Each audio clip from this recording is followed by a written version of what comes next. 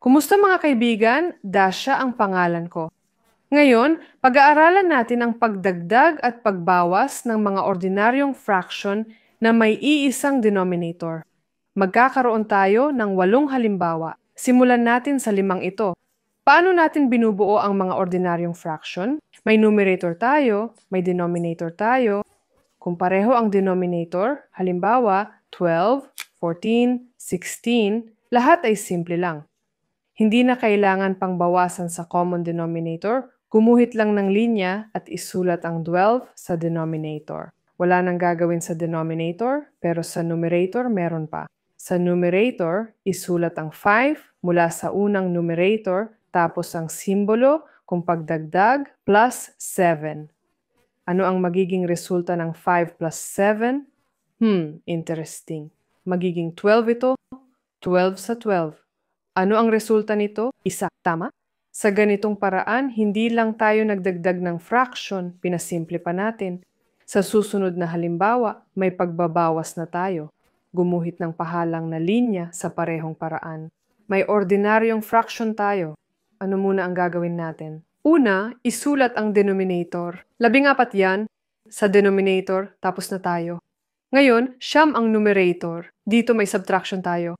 Kaya huwag kalimutang mag-minus. At ang pangalawang numerator, siyam minus 2, ilan? 7. Pwede pang pasimplihin to. Ano ba ang 7? 14? Ilang 7 sa 14? 2. Kalahati lang yan, no? Ibig sabihin, 1 kalahati. Parang hinati natin sa 7, naging 1, tapos hinati sa 14, naging 2. Kaya 1 kalahati ang resulta. Ngayon, tungkol sa integers. Integers, hiwalay sila. Pwedeng pagsamahin ng walang problema, isa-isa. Katulad ng fraction, 3 plus 5 ika-6 plus 1 plus 3 16.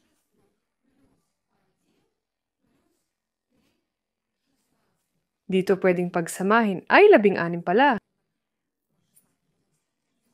Pwede silang pagsamahin ng walang problema, no? Pero sa totoo lang, hindi natin yung gagawin. Alam natin na 3 plus 1 ay magkano? 4? Tapos may fraction tayo. Anong denominator natin? 16. Guhit tayo ng linya, 16 sa ilalim, 5 plus 3 sa itaas. 5 plus 3. 4. Magkano ang 5 plus 3? 8, 16.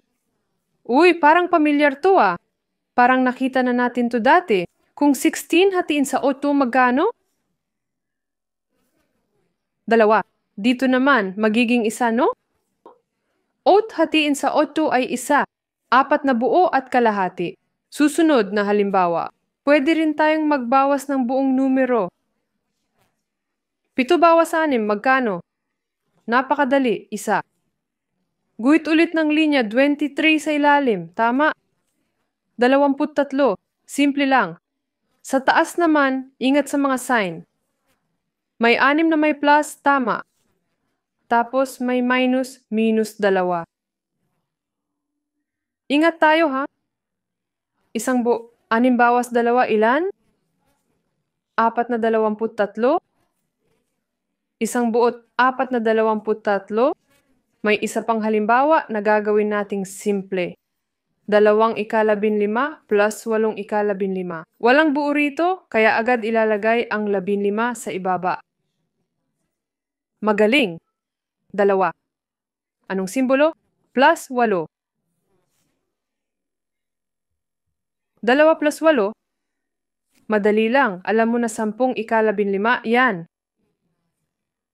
Anong bilang ang pinakamataas na common factor ng 10 at 15?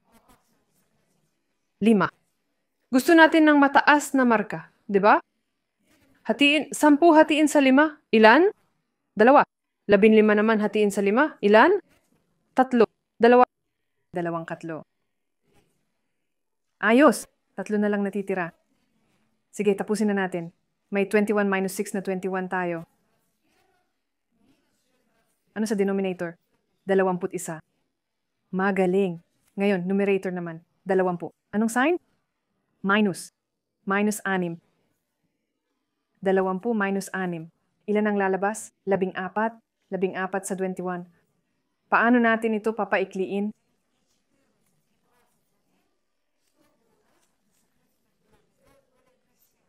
Sa 7. 14 hatiin sa 7. Ilan ang resulta? 2. 21 naman hatiin sa 7. Ilan ang resulta? 3. Kaya 2 katlo. Magandang fraction yan. Gets ko na.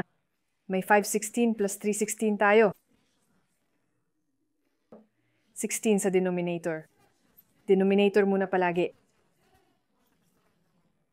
Ngayon, 5 plus 3.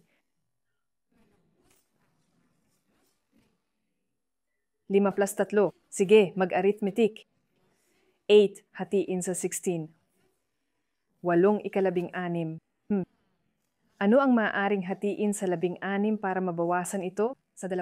Pwede sa 2, pero hindi ganun kabilis, di ba? Hatiin natin sa 8. 8 hinati sa 8, magiging 1.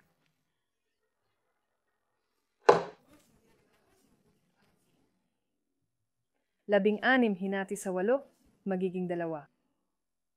Magaling. Ngayon, 13 ika-18. Huling halimbawa, patapos na. 13 ika-18 minus 7 ika-18. Sa denominator, isulat ang 18 at sa numerator, 13 minus 7. Minus, huwag kalimutan, hindi plus, kundi minus. 13 minus 7. Magkano? 6. 6 ika-18. Ano ang maaaring hatiin sa 18 at 6 para mapasimple? Sa 6, syempre, sa 6. Hinati ang 6 sa 6. Magkano ang sagot? 1. At 18 hinati sa 6. Magkano sa arithmetic? Ano kaya? 3? 1 katlo? Mga kaibigan, bigyan nyo ng like ang sarili nyo dahil kayo ang gumawa nito. Nalutas nyo ang 8 halimbawa. Magaling kayo. Naway magtagumpay kayo sa pag-aaral. Kung ikaw ay nasa ika-6 na baitang at kailangan mong magsanay sa mga fraction, pumunta ka sa mga playlist ng channel na ito. May ika-6 na baitang, matematika, at ilang video tungkol sa fraction, ordinaryong fraction at decimal fraction. Maging masaya kayong lahat. Paalam!